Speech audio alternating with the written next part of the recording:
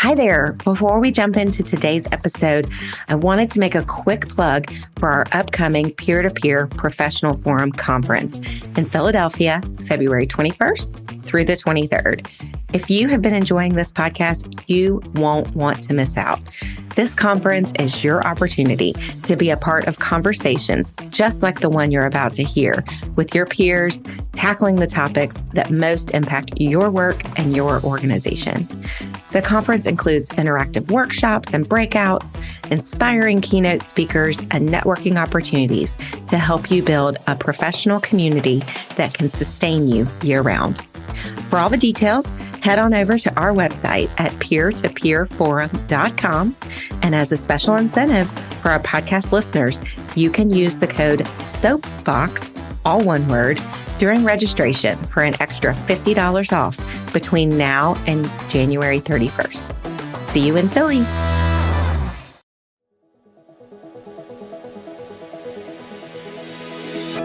Welcome to a special crossover episode of the P2P Soapbox. I'm your host and P2P BFF, Marcy Maxwell. And before I welcome today's guests, I want to introduce you to my very special co-host for today's episode. Fun fact, did you know that the Peer-to-Peer Professional Forum has a sister organization focused on corporate social impact? Engage for Good is a community for business and nonprofit professionals working at the intersection of profit and purpose. And just like peer-to-peer, they host a conference, ongoing training, and a podcast. Which brings me to my co-host for today. Allie Murphy is the Managing Director of Engage for Good and host of the Engage for Good podcast. Hey, Allie. Hey, Marcy. I'm super excited for today's episode and the many crossover episodes that are sure to follow. Same. So we often talk about how the worlds of peer-to-peer fundraising and corporate social impact collide. So it seems pretty natural for us to come together to chat with today's guest in particular. Absolutely. I feel like you and I talk about this close connection, but at many nonprofits, P2P fundraising and corporate social impact partnerships typically live on totally separate teams with different goals and a lot of the times competing priorities. Right. Totally different silos. And, when that happens, what gets missed are these opportunities for alignment. And not only can a peer-to-peer event serve as a great entry point for a new corporate sponsor or partner, it can also be a really strong way to deepen relationships with existing corporate partners through employee engagement. And along that same vein, adding a cause marketing or other social impact campaign can take a peer-to-peer program sponsor's impact to a whole new level. Because at their core, peer-to-peer and corporate campaigns are really similar. They empower champions to ask for donations, volunteer, build awareness, all on behalf of the nonprofit organization. And when you leverage the two initiatives, that's when that true win-win-win partnership is created for all teams involved. Speaking of win-win-wins, I'm excited to welcome today's guest. Robyn Raffel is the Director of Corporate Partnerships at St. Baldrick's Foundation, and Amanda Palm is the Director of Communications and Partnerships at Sport Clips. Now, I want to tell you about St. Baldrick's. So St. Baldrick's Foundation is the largest charity funder of childhood cancer research grants, powered solely by volunteers and donors. And their signature peer-to-peer head shaving, yes, I said head shaving events, have been a mainstay on the P2P US Top 30, raising more than $17 million last year. Okay, and on the corporate side, Sport Clips is a sports-themed hair care franchise for men and boys, if you didn't get it from the name, and they have almost 1,900 stores across the US and Canada.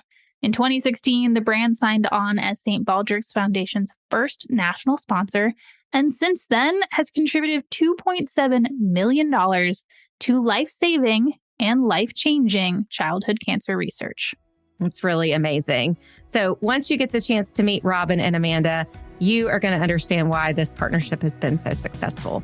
They are here to share their secrets to building a strong working relationship and what it takes to create and sustain a mutually beneficial partnership. And with that, let's get started.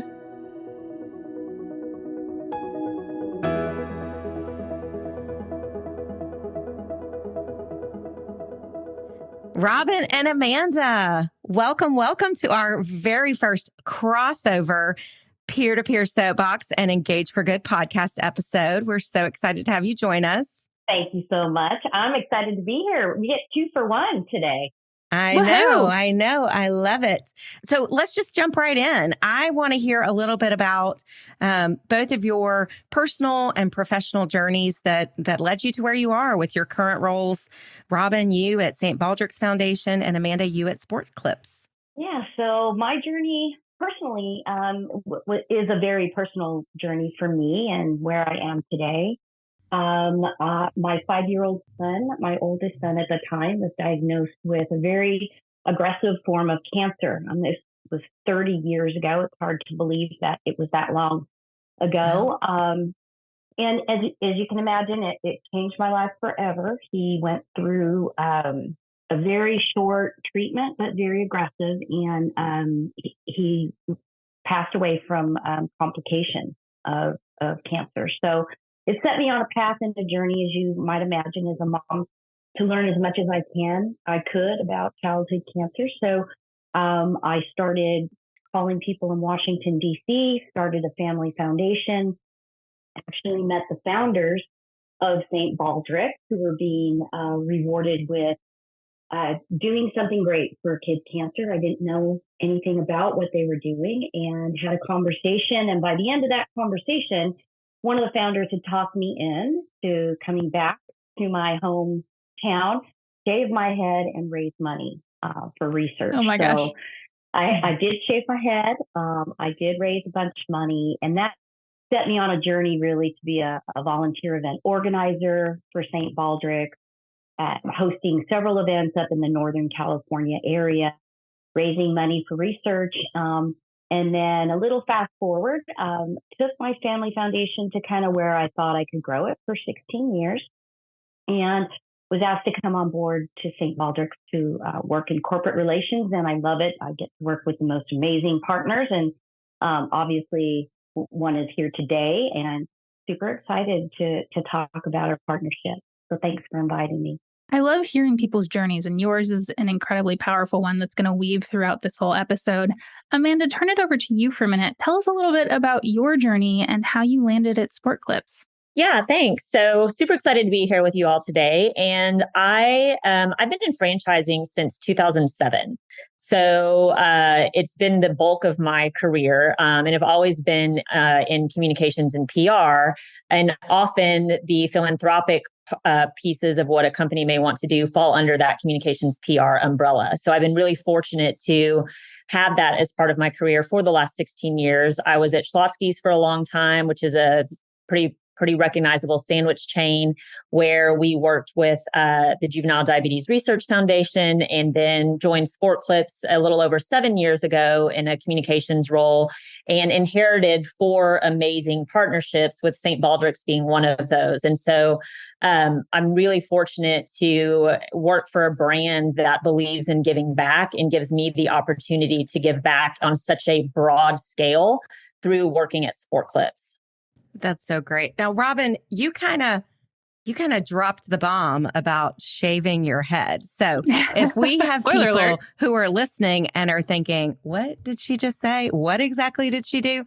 So that is the signature peer-to-peer fundraising event for St. Baldrick's. Can you tell us a little bit about it? How did this start? What does it look like? How do people sign up and participate in an event like that? Yeah, so I always call shaving my head one of the just most meaningful things I've ever done in my life. It was a journey in and of itself. But yeah, so St. Baldrick's, how it all started is very glamorous. It was 3 reinsurance Irish executives in New York who were doing very well, and they were really challenged in the industry to give back.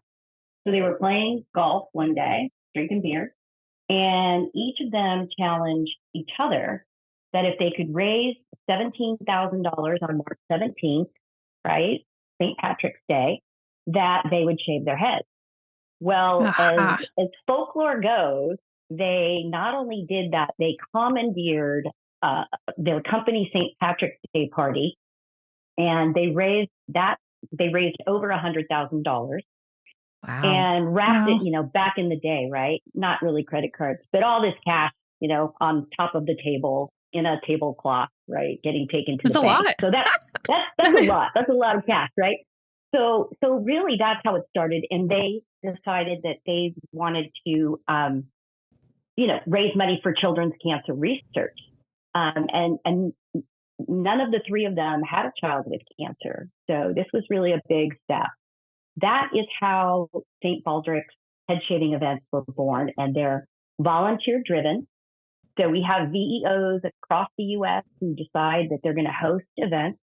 And those events are community events. They could be corporate events, school events, which are an amazing way to show young people leadership and giving back. So really, they can be hosted anywhere. And the really amazing thing about our events is that no two events are alike, because volunteers are bringing what they have in their resources in their community or their business together. And it's really awesome because there's many different levels. They can put committees together. You have our, barbers, like our amazing partners at Sport Clip can show up. We have honored families, a network of over 5,000 to 6,000 families that really they come to these events and tell their story. And so a lot of times I call it like if we could bottle a St. Baldrick's event and actually sell it, we'd cure kids' cancer. It's true, because there's such magic that happens. Mm-hmm. And it's meaningful for several people that take the stage. Some of their lives have been touched by cancer. It may not be a child, but it's a parent. And so it becomes really like a meaningful event journey in symbolism, and they're shaving their heads in solidarity with kids with cancer. So that's our signature event in a nutshell. Our events are virtually coached. So they're set up for success with a personal virtual coach and lots of different resources. I want to dive into this more. On the Engage for Good podcast, we talk a lot about right fit partners. Why do you partner? Partnering authentically, using a variety of resources. This sounds like a pretty natural fit. We're talking about head shave events and we're talking about haircuts. Amanda, talk to us about how this partnership came to be and what makes it a right fit for you, beyond perhaps the obvious. Yeah, as you stated, St. Baldrick's hosts head shave events, and we have a network of 15,000 stylists around the country who cut hair. So absolutely a no-brainer from that perspective. But it goes a little bit deeper than that for us. Our founder, Gordon Logan, established Sport Clips with three very clear values. Do your best, do what's right, and treat others the way they want to be treated. And those are things that he lives every single day. The company is now led by his son, Edward Logan, who is our president and CEO. He is absolutely a big believer in that, and it filters down. And that's really what it comes down to is, we know this is the right thing to do. We know that we are out there treating others the way they would like to be treated, with giving back to the community. And it is a natural partnership. And so it really grew out of the fact that we already had a lot of stylists who were familiar with St. Baldrick's Foundation, because St. Baldrick's was established. They were, as Robin mentioned, those volunteer event organizers who were already setting up events were going directly to Sport Clip stores asking for our help. So it grew out of this relationship that was already there at the local level. We just expanded it to a national partnership. And so in 2016, and it was really, the partnership was launched, I think, 2 weeks before I started with the company. We announced this. We were the first national partner to join on with St. Baldrick's. We made $1 million commitment at that time, $1 million donation commitment over 3 years. We launched it at what we call our National Huddle, which is our annual Sport Clips convention, where we had 3,000 stylists in San Antonio. And we hosted a 130-person head shave event as part of our huddle, where our founder, Gordon Logan, had his head shaved. Our current president and CEO, Edward Logan, had his head shaved. Our president at the time had his head shaved. We had tons of Sport Clips folks up on stage. I think at the time it was the largest head shave event for St. Baldrick's at the time, which was amazing. We raised over $130,000, I think, well over $100,000 just in that one event. So we kicked things off with a bang because we wanted to show our system that this was an important partnership for us. But we also wanted them to have a visual representation at this event of what these shave events were like. And as Robyn mentioned, they are so powerful. And that's really what makes it unique for our brand, is that this is an opportunity. It's more than just lip service. It's more than us just making a financial contribution. It gives our stylists the opportunity to get out of the store and to go participate in these events, to connect with the people who have committed to shaving their heads, to meet these honored families, to meet these kids, and to really be part of the event beyond just, doing fundraising, which is important to us because it's a culture builder too. It's something that's unique to our brand, and it's something that our competitors aren't doing. I love so much of what you shared. And in addition to really kicking things off with a bang, as you said, you also kicked it off with leadership. And when you start something for the first time, having that buy-in from the top, even if it's coming from top down, sometimes it's bottom up, but having leadership buy-in can make all the difference when you're really rolling things out. 100% makes all the difference. And I will preach that till, long after I'm gone from Sport Clips, is that leadership is key. And they absolutely do. They talk the talk, but they walk the walk. And I think both Gordon and Edward have had their head shaved now at least twice that I know of in my 7 years with the brand. I think that's, sometimes people don't realize that the peer-to-peer professional forum and Engage for Good are so closely connected. But hearing this story, it's where you just know that the world of employee engagement and the world of peer-to-peer fundraising, it's not a Venn diagram, it's a circle, right? There's such overlap between those two types of initiatives. Now, so you said the national partnership started in 2016. Well, of course, flash forward just a few years later, like all peer-to-peer programs, there was a massive pivot during the pandemic. So Robyn, it sounds like having a great partner like Sport Clips was really key to how y'all were able to sustain your fundraising efforts during the pandemic. So can you talk a little bit about how this partnership had to evolve, what you learned during the time? Yeah, like everybody else, right? We were trying to make it up as we go along, but I think the unique feature to our partnership was that constant communication was key. So Amanda and I were having, constant weekly, pretty much almost calls where we were touching base with each other. We were, finding out. I was finding out, and Amanda can speak to this a little bit more, that their stores were closed, right? They're dealing with mass amounts of closures with their, over, I believe, 1,800 stores and employees and all of it. We, on our side, right, no more in-person events. We started probably like everybody else, ours are in communities. So we were going like by local regulations. So everything changed internally until it finally was like, okay, we can't do any.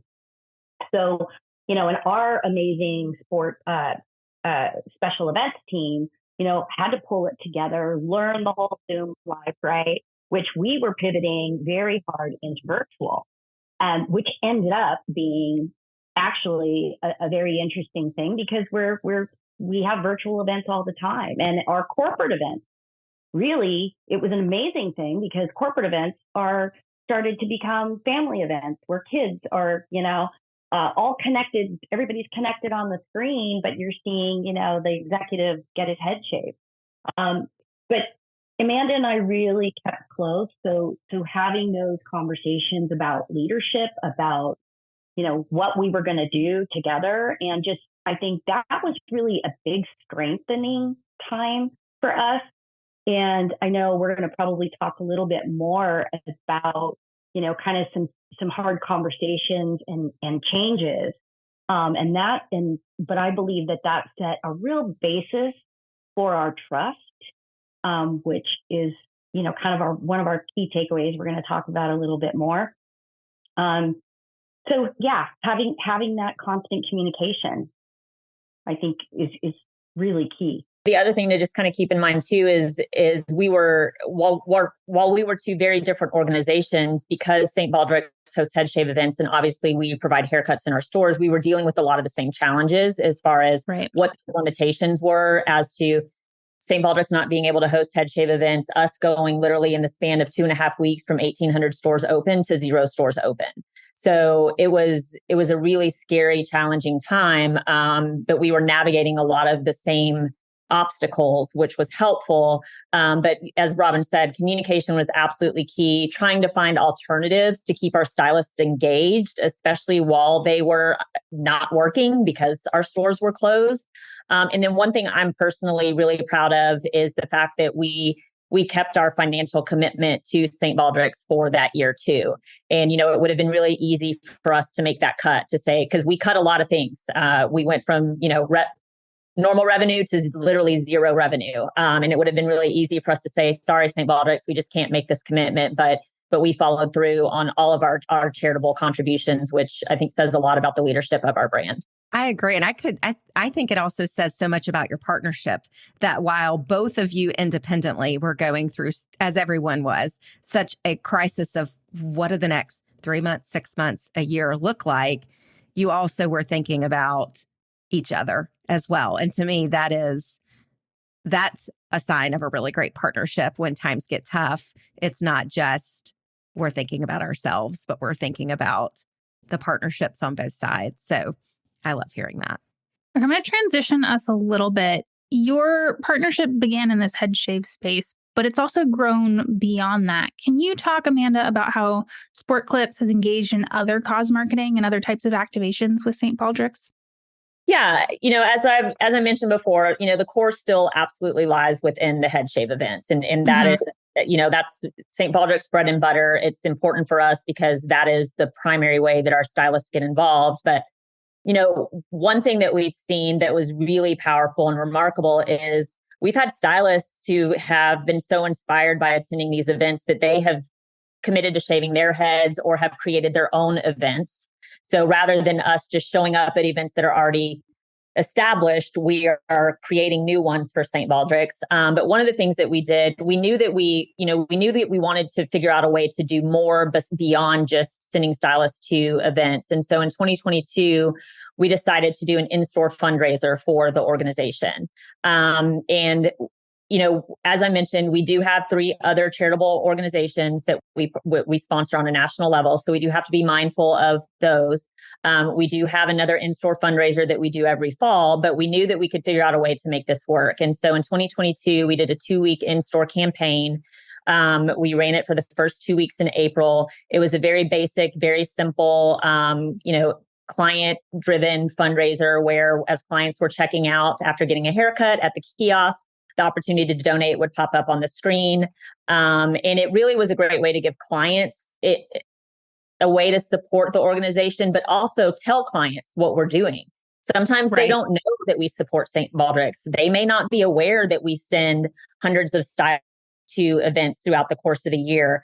And so this was a way to keep that partnership top of mind, because we know more and more that customers and clients want to support brands that give back. We know that they're interested in companies that are charitable. And so this was a great way to kind of remind them, hey, not only is this something that we do, we've been doing it for a while, and this is now your opportunity to participate. And we were able to raise $166,000 for St. Baldrick's in just a matter of 2 weeks throughout our stores. So we were super excited about it. We're looking to do even bigger and better in 2024. We're looking for maybe a month-long campaign to tie it into March, which is when there's a lot of head shaving events. And we think we can double that or more for 2024. One other piece, you've mentioned the stylists a ton, and I want to take a piece of that. One of the things that we do at Engage for Good is we do a giant point of sale research report every 2 years. So that's what got my gears turning here. One of the things that was in it this year was the labor shortage and how that impacted campaigns and businesses as a whole. I would think, but I'm curious what you say, Amanda, that having this partnership, and probably the others that you have as well, is a unique selling point when it comes to attracting and probably retaining stylists. It absolutely is. We are certainly not immune from the labor challenges. Pre-COVID, we probably had close to 16, 17, even up to 18,000 stylists nationwide. So we're down about 2,000 to 3,000 stylists across the country. But this is such a priority for our system that even when stores are short-staffed, they're bending over backwards to figure out a way to participate in these events, which is amazing. But yeah, you're absolutely right. This is a differentiator for us from a brand perspective. And we think that it's an incentive compared to our competitors where, if you're a stylist and this is something that's really important to you and you're looking at comparing sport clubs to other brands, we would think that you would pick us because of these opportunities that we give our stylists to participate in. Well, speaking of attracting more people, I guess my question, so Allie asks about attracting more stylists. I'm curious, how has this maybe opened new doors, Amanda, for you to have new customers that find out about sport clips through St. Baldrick's and vice versa, Robin, if y'all are seeing maybe even a different demographic of donors or participants because of your relationship there with sport clips? It's a two-way street, right? It's a win-win. I mean, there's no downfall here. And also, we have the opportunity to show off our partnership and what that whole company is doing for us. And we look at every opportunity to do so. And so I think we're going to talk a little bit more about some of the other takeaways. And so I don't want to spoil it for some other things we're going to talk about. But definitely, it's a definite win-win for sure. Yeah. And from a client perspective, as I said, there's research that shows that, especially with younger clientele, millennials and younger, that they're very much interested in brands that are generous, that are philanthropic, that are, aware of the environment, that, believe in cause marketing. And so from that perspective, we don't really have specific data, but we do believe that it is impactful, and that it would draw that type of clientele because they know that we are a company that gives back. I love that you call it a win-win. I mean, that's always the dream, right? And That's the best. I imagine that there might be some people on both sides of the coin, right? Some people listening from a peer-to-peer perspective, some people listening from a corporate social impact perspective who are thinking, well, that sounds amazing. I wish my relationships worked like this, right? So what advice would you have for our listeners who might be thinking, I want to establish or grow or evolve a corporate partnership connected to a signature peer-to-peer fundraising campaign?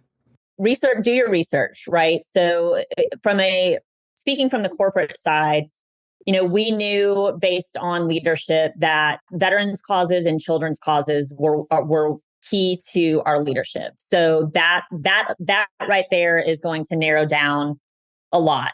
But even then, there are tons of veterans, causes and a bazillion children's causes. And so the synergy between the types of events that St. Baldrick's hosts and the type of services that Sport Clips provides made perfect sense from that perspective. So, but for me, I think, when you're looking from a company perspective, if you're a company that's looking for a charitable partnership, it needs to align with your brand and it needs to align with your values, and it needs to make sense from that perspective, because without buy-in from your system, right? If we didn't have buy-in at the stylist level, this partnership would never succeed.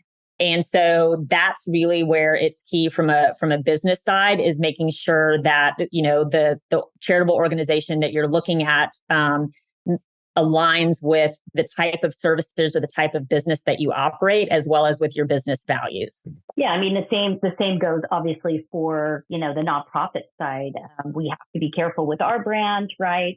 In seeking out partners that align with our values. And this one was just like a no-brainer. I mean, really, when you take a look at it, it's been a great alignment for us. So doing your research, I think, always is the first step. I know that, as we're in the seat that I sit, I do a lot of different research with corporate partners, and usually, you can find out pretty quickly if you have some alignment. So, but it's key. I think the next takeaway I would say is probably one of the most important would be establishing trust. And so, I mean, I've always looked at approaching partnerships not as a transactional, it's just not my style. I'm a people person. I'm looking at, yes, what makes good business sense?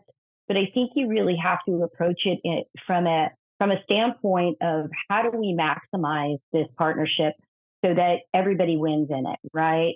So I think establishing trust, but also in that is being able to have difficult conversations. And I know that that's the point where I was talking earlier about being able to really be honest and have open conversations like we did during COVID. That was one example. And the other example was leadership changes. During that time, and Amanda can speak more to this, Sport Clips had some leadership changes, which really I feel was the catalyst for us to dig deeper and think about our partnership in a new way and in a more forecasting, I think with a more forecasting lens on where were we going to take this partnership. So I don't know, Amanda, if you want to kind of jump in and talk about like the landscape at that time. Yeah, I mean, we were lucky that, when by the time COVID rolled around, we were 4 years into our partnership. And then that was also the same time that we brought on a new CMO, Chief Marketing Officer. And that is when Edward Logan, our president and CEO, took over as well. And they operated very differently than Gordon, who is our founder and our former CMO. And so having those conversations about a change in expectations, right? Because what previous leadership wanted or needed or expected was now suddenly very different, and not in a bad way, just different. And so the way that we had been doing things for 4 years needed to change based on what they now were expecting. And so having those conversations and figuring out how we were going to work together to provide the new leadership what they wanted or what they expected was, those can be difficult conversations, and sometimes they can be challenging, and it may take multiple conversations to find, some common ground and get to some alignment there, because obviously we want to work together and make sure that everything that we're doing is mutually beneficial, but we are still two independent, entities as well. So, and even so far as, can Sport Clips continue to make the same financial contribution every year? And money is always challenging to talk about, right? But being able to absolutely. Yeah. I mean, but being able to have those conversations about what those financial, what that financial forecast is going to be, or what those future contributions are going to be, that having that base layer of trust makes those conversations a lot easier. I love that you both have, throughout this little bit of trust conversation, we get to see you, listeners don't, but you both have had smiles on your faces. And I think that speaks to the relationship that you have and how hard conversations can be super challenging. But if you establish that foundation of trust and you get to know people as people, and you know what different people's styles are and the goals that they need to hit, it is so much easier to work together. What other tips do you want to leave listeners with? Yeah, I think listen to your stakeholders, on both sides of the coin, from what the company's business objectives are, but also what your charitable organization needs. We've talked about how important communication is. That open dialogue has been key. And then figuring out, as I think it's important not to let partnerships get stagnant. And a lot of times when you can start a partnership and what's working has been working. And sometimes it's been working, why change it? If it ain't broke, don't fix it. That old mantra. But sometimes, and I'm certainly not a believer in change just for the sake of change, because if things are working, that's great. But there's always ways to enhance and improve. And so I think listening to your stakeholders talk, and that means your VEOs on the St. Baldrick side, the stylists on the Sport Clip side, our franchisees who are in the stores who are maybe having to figure out and adjusting schedules because they've suddenly need to, figure out how they're going to send 3 stylists to an event to make sure that St. Baldrick's has coverage, making sure that you're talking to other stakeholders in the St. Baldrick's organization, leadership on both sides, all of those people, so that you get a clear understanding of, again, what those expectations are, and then how you can continue to improve and evolve the partnership moving forward. I echo all of that. I think, listening, right? That's the key. Listening, taking in all that information. And I think that's, what we really did when we reimagined and revisioned and planned where we were going to go with our partnership. And I find it exciting because I felt like we were innovating, right? We were moving our partnership forward. And that's where I'd say kind of takes us to, I think, our last takeaway, which is don't be afraid to over deliver. Like, I put that one down because I take great pride in what we're doing at the foundation. I always inform Amanda. Amanda knows all the different and innovative things that we're doing. And an example would be our streaming program, which is fairly new that we started a few years ago.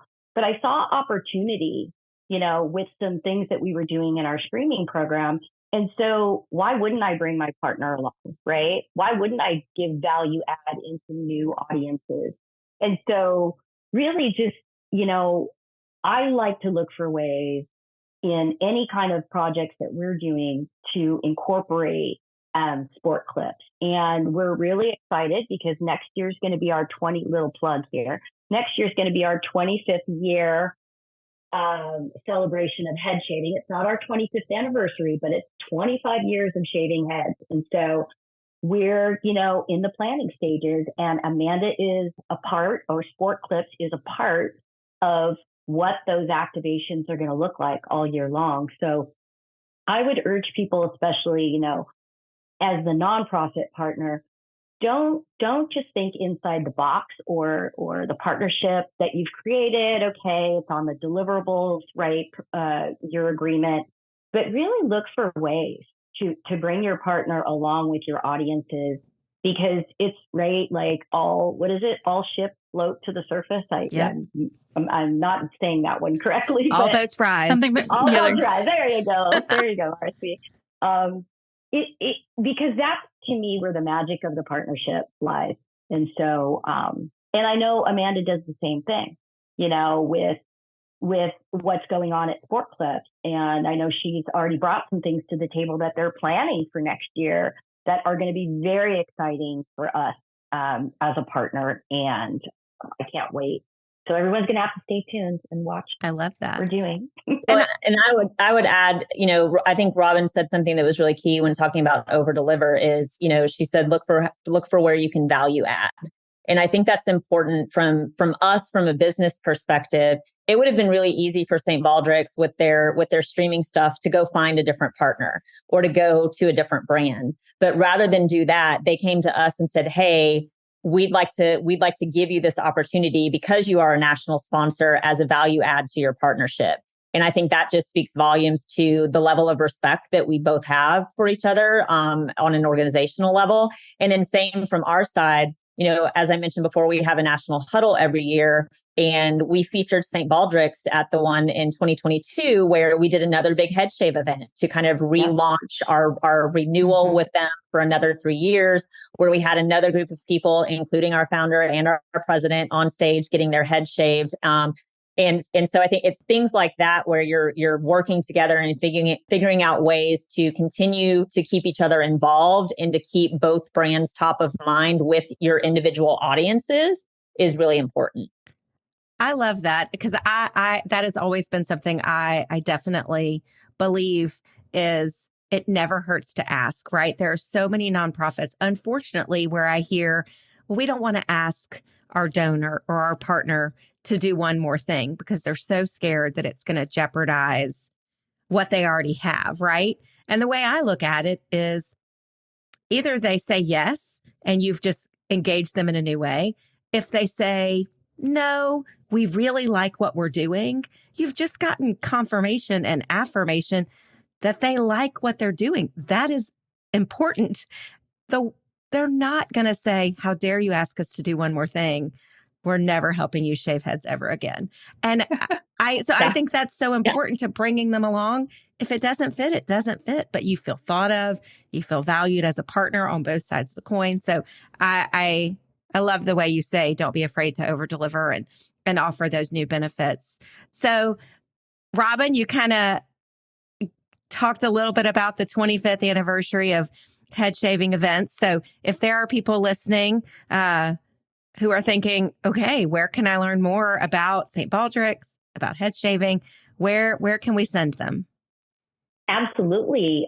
People can learn more about St. Baldrick's and our impact at stbaldricks.org or Facebook, Instagram, Threads, and TikTok as St. Baldrick's, all one word.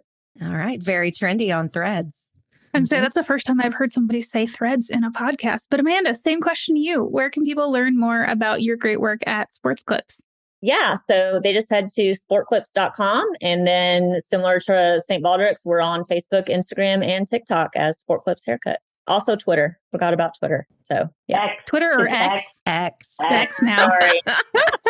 Oh my Awesome. goodness. Well, you can find all of that in the show notes at both engageforgood.com and the peer-to-peer side. Marcy, do you want to close out? Yeah, I just want to say thank y'all so much. I mean, we were so honored to meet the two of you when you actually joined us at our peer-to-peer conference in DC back in February. And I love just bringing the story of your partnership, of your organizations to both sides of our peer-to-peer and Engage for Good family. So thank y'all so much for joining us.